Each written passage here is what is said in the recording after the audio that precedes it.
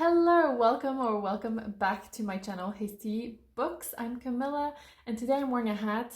I'm not a hat wearer generally, especially inside. It will not stay on, but I'm wearing a hat because I love a thematic shirt, but I do not have one for Scotland. But today I'm giving you Scottish recommendations. This is because Margaret Pinard has made me aware that she's hosting a readathon in September called Scot-ember. I'm a new Scot. I've been living in Scotland for 11 years. I am married to a Scot. I think I'm all into this. I already made a video in early 2022. You'll see my hair length has changed drastically. And in this video, which I believe is my most watched video ever, thank you everyone, I gave lots of book recommendations by either authors based in Scotland or the book was based in Scotland. And I gave lots. This was a very long-winded video, but it's separated in kind of genres and themes, so you can kind of pick which ones you want to actually listen to. I will link it above here and also in the description below so that you can go and check it out, so there'll be even more suggestions for you. I had already planned on doing part 2, but then, with this timing, I thought, I'll do it in honor of Margaret's readathon and give plenty of recommendations for people ahead of this September. Like Margaret mentioned in her announcement video, I've kind of included books that are based in Scotland and by authors from Scotland, so you can kind of get a bit of a mixture. And also I separated into fiction, poetry, and non-fiction. So again, you can pick what you want or watch all of them, whichever. There's about 20 recommendations in this list. So let's dive right in and take this head off. Let's start with the fiction recommendations. So I've read none of this, so this is a caveat, but they are all on my TBR. So I'm excited to read these, so if you ended up adding them to yours, let me know, it'd be great. If you want to do a buddy read, just let me know. So the first one is Daisy on the Outer Line by Ross Sayers. This is a book based, I think, in contemporary Glasgow, and it has time travel. So it really kind of intrigued me when I heard about it. So basically we're following a really messy young woman, Daisy, and she's drunk and there's been some things happening, and she just wakes up, falls asleep and I guess wakes up on the Glasgow subway. So the outer line, there's 2 lines on the subway in Glasgow, the outer line, the inner line. And she wakes up on the outer line and she finds out that she's traveled back in time and she has to save a life to get out of that kind of cycle.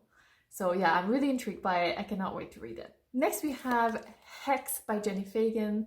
This is a book I got at Christmas because it came out in 2022 and I've read before by Jenni Fagan and I'm a fan. It's definitely sometimes weird, but I love it, so creative, like her writing. And in this one it's very short, as you'll see. So we're following sort of the hours where a woman is in prison. And it's historical fiction, so it's based in the 1500s. And I'm assuming she's been arrested for witchcraft. But it's just implied, obviously, with Hex. Next we have Murder at the Mela by the late Leela Soma. This is a bit of diversity, if that interests you, because obviously sometimes reading Scottish, lends itself to reading a lot of white authors. But in this as well, in this novel, we're kind of introduced to Scotland's first ever, well, in literature, Asian detective. So we're following Detective Inspector, or DI, Alok Patel, and this is mostly based in Glasgow and around the murder of an Asian woman, and it kind of has a bit of politics and obviously the racism, all of it included in that. I cannot wait to read it. I saw it as a big recommendation recently and it went straight on my TBR. Next we have Blood and Gold by Menzies. This won the book of the year in 2022 by the Saltire Society, so best Scottish book basically. And yeah, it sounds very exciting. So we're following basically a mixed race young girl who's living in Edinburgh, and I think there's some magical realism, and it's based on her African ancestry and there's tales and myths and stuff like that. So yeah, sounds very interesting. Then I couldn't not mention The Keening by Margaret Pinard, obviously, our dear host. And this is a historical fiction that follows the McLean family, I believe they're on the Isle of Mull, and it follows industrialization, so a very fast changing Scotland, and this is the first in a series. Next is The Island Home by Libby Page. I've read Van Page before and I really enjoy her vibe. It kind of reminds me a bit of Beth O'Leary, so very cozy, but tackles some stronger kind of themes. And in this one, we follow two women. So one who's escaping London to go back to her Scottish island with her daughter, and also a woman who's already living on that island, and then kind of the friendship that begins between them. Next, we have a Hyde by Craig Russell. This won the McElveny Prize. I think it was the best Scottish novel in 2021. This is based on the classic novel by Robert Louis Stevenson. So it's The Strange Case of Dr. Jekyll and Mr. Hyde. And the tagline here is, "There is no Jekyll, only Hyde." So we're following like a series of crimes basically in Victorian Edinburgh. So this sounds very interesting. Another crime fiction is The Mash House by Alan Gillespie. I actually already started this one in my effort to read more crime fiction this year. And it's kind of centered around a Scottish Highland village and then kind of local distillery. And there's lots of secrets and kind of, I guess, crime that's happening around that. Next we have From the Ashes by Deborah Masson. In this one, we are following an investigation after a home for, I believe it's underprivileged kids, has burnt down. So we're following that up, and I believe this may be based in Aberdeen or Aberdeenshire. So it's kind of slightly different from the normal kind of Glasgow, Edinburgh, Highlands and Islands kind of context. But yes, another one for the TBR. And if you're looking for something maybe a little bit lighter, you could try Julie Shackman. So she has lots of very cozy novels based in the Highlands. So one of them is the Highland Lodge Getaway, for example. Now let's dive into some poetry. And the first one is How to Burn a Woman by Claire Askew. I believe this is her second collection, and it sort of looks into oppressive systems and also just acts of resilience. Then we have At Least This I Know by Andrés N. Ordorica. And this is kind of his own personal story, and it looks at belonging and nationhood, but also queerness. And I ordered it the minute it came out. I could not wait to get my hands on it. Next, we have Another Way to Split Water by Alycia Pirmohamed. I think this is her debut collection, and it was longlisted for the Tallack Prize this year.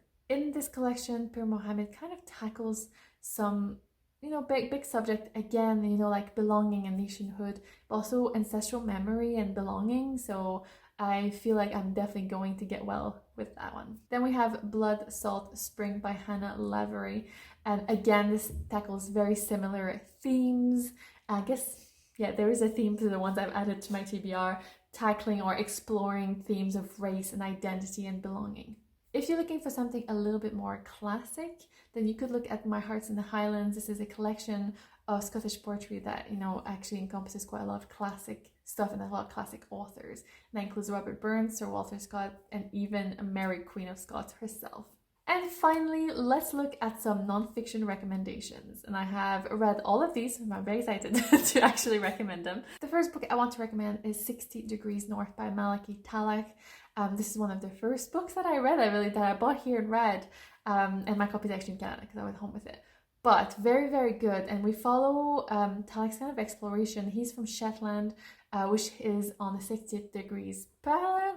And he goes to all the different places in the world where the parallel is this kind of north, including Russia and Canada, I think in Iceland or Greenland.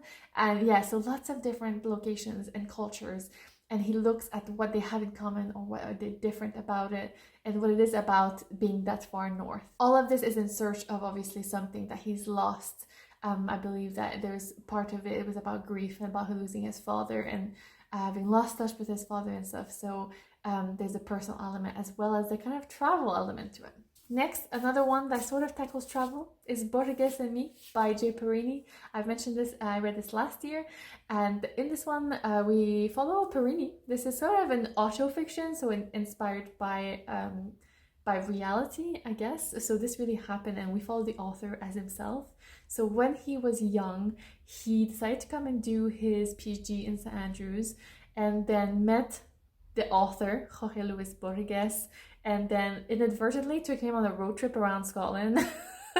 So we get a lot of great portrayal of St. Andrews, which is, a place very dear to my heart, but also of the Highlands. And then we see it's so much about literature as well, which is great. So one that I have mixed feelings about, because at times I thought the writing was bizarre or some of the ideas, but generally, like, as the theme of travel, but also literature and meeting this author and, being in Scotland and all of that, I really, really enjoyed that. Then we have the bookseller sort of series books, I don't know if they're a series, but anyway, by Sean Beitel. So this includes quite a few different books. But basically, Beitel is a bookseller and owner of the bookshop in Wigtown, which is the book town of Scotland. It's in the south, in Dumfries and Galloway.